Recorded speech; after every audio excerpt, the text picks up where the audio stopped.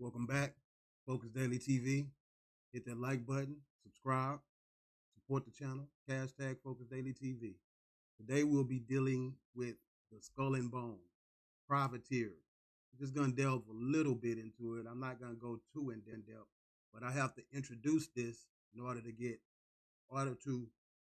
a full understanding of the information that I'm presenting. The Black Dove, the Colombian faction, that's what we'll be getting into today, also known as the Skull and Bone.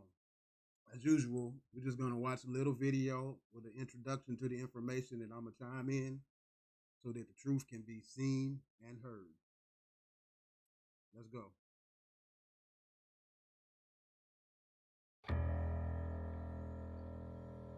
On October 9th, 1701, Yale University was founded with the mission to prepare youth for public employment both in church and civil state.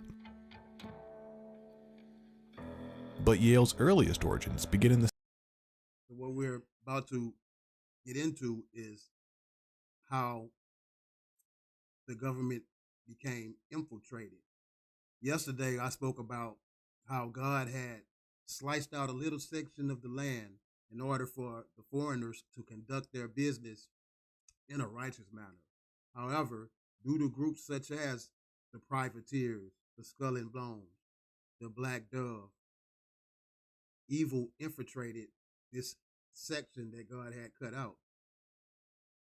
Let's continue. In the 1640s, with a group of ministers who simply wanted to establish the theocracy in a college to educate its leaders. For a university with such humble, churchly beginnings, it's shocking then that one of their oldest secret societies' initiation rituals historically was rumored to include sharing the intimate details of one's full sexual history. Shrouded in secrecy. Now, of course, this is information that many of us have heard many times before. However, this information does contain the truth that must be known about how the District of Columbia is really ran, about how these secret societies and fraternal orders infiltrated the government, which led to civil war eventually and to reclassification and registration ultimately in 1933 when they completely took over what is known as the federal government. This is everything we've dug up on Skull and Bones.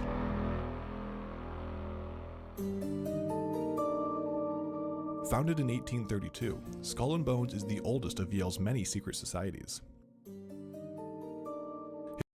Now, let's not get the dates confused. They're speaking in code. What's more important than the dates that they're presenting is the information and the identity of the enemies of God, which they are presenting. Historically, admission is reserved for senior Yale undergraduates. Every year in the spring, 15 new members from the junior class are offered membership on what is often called Tap Night. A custom aptly named, as the new member is said to be notified of their admittance when a current member ritually claps them on the shoulder. Skull and Bones members are known to take an oath of secrecy, so their rituals and intricacies are highly guarded. Now, on your own time, you might want to Google information about the symbolism of the Black Dove, the Colombian faction, Italian Masonic order, despite the fame of their members. One thing we do know is the physical location of the Skull and Bones clubhouse and headquarters. The nearly windowless building, simply known as the Tomb.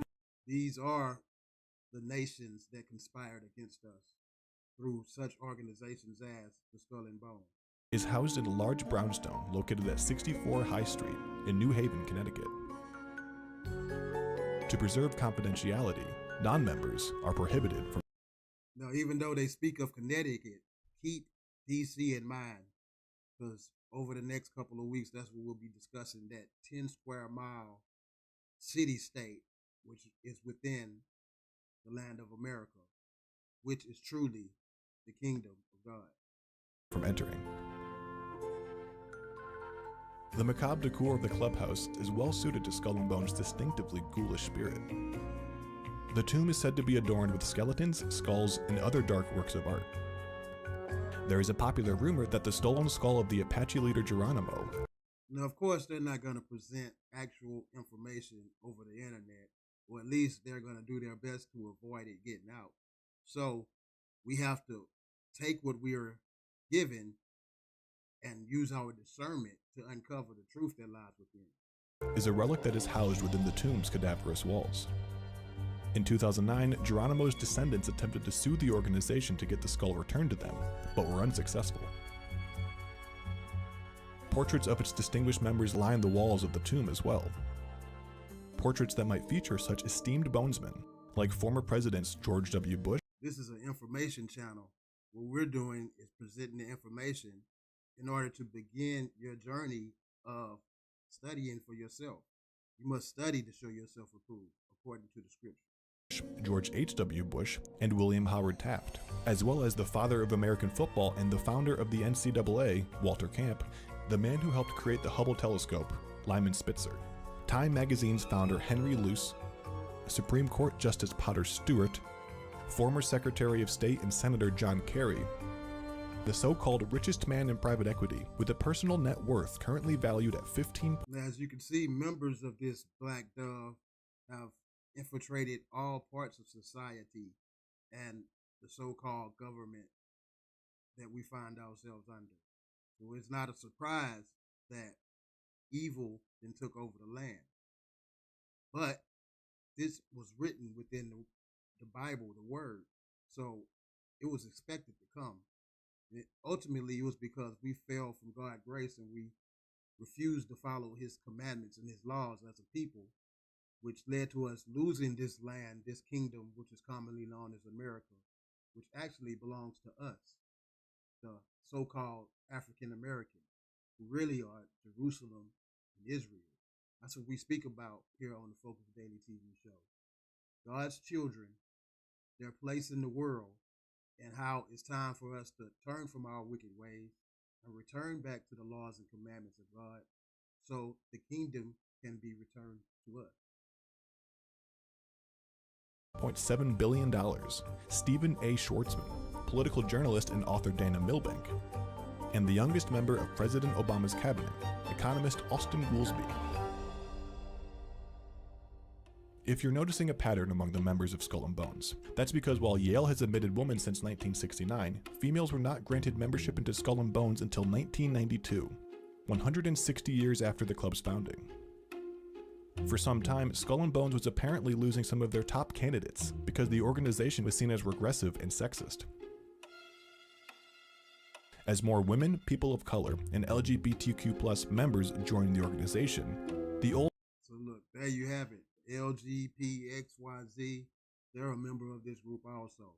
They might pretend to put up a philanthropic front, but in actuality, what they're trying to do is ideologically subvert us, subvert our women and some of our men to lead us to immoral sex acts, which are totally against the laws and commandments of God. It's time for us to get our stuff together, people, so the kingdom can be returned to us and be truly ours. Old boys club rituals had to adapt. However, the intricacies of how Skull and Bones has evolved to become a more inclusive space for new members remains largely as secretive as the very rituals themselves. One's membership into Skull and Bones even reaches beyond the grave, as new initiates reportedly agree to leave a part of their estate to the club. However, in return, it is said that the club ensures a policy and a promise of their lifelong financial stability. Okay, that's it for today. Like I said, I don't want to get too in-depth into this information. I just want to introduce it to give you an opportunity to study to show yourself approved. But Focus Daily TV, hit that like button, subscribe, support the channel, #Focus Daily TV. Until next time, we out.